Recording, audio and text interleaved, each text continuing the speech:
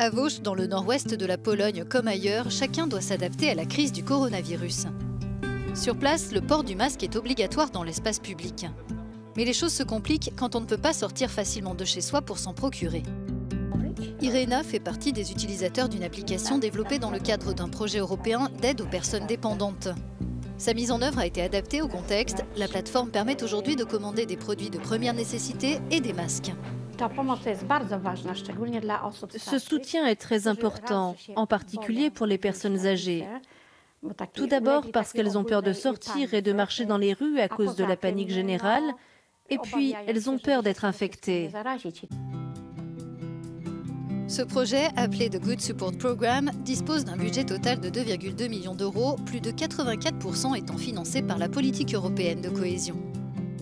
Il implique via cette application 300 bénéficiaires, 300 soignants et une centaine de bénévoles. The Good Support Program repose sur la coordination entre les intervenants, qu'il s'agisse de professionnels, de volontaires, de proches ou de voisins. Son objectif, traiter les demandes d'aide en temps réel grâce à la géolocalisation des aidants et des personnes en difficulté. À Wałcz, l'initiative est coordonnée par la mairie.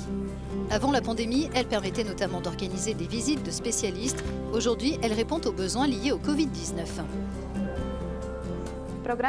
Grâce au programme, j'ai un aperçu de tous les bénévoles avec lesquels je travaille et j'ai accès à la base de données de toutes les personnes dépendantes. C'est facile à utiliser. Il suffit de taper le nom des bénéficiaires, de ceux qui vont s'occuper d'eux et de leur assigner des tâches.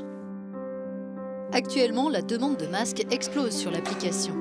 Dans la commune, ils sont fabriqués au centre d'activité professionnelle et livrés à l'antenne locale de soutien de l'économie sociale.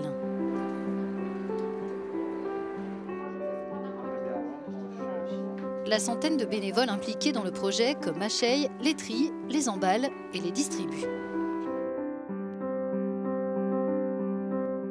Sur l'application, je reçois un message d'une personne âgée ou d'une personne vivant seule qui a besoin d'aide. À partir de là, on lui livre à manger, on promène son chien, on sort ses poubelles, ou alors on a simplement une conversation avec elle au téléphone.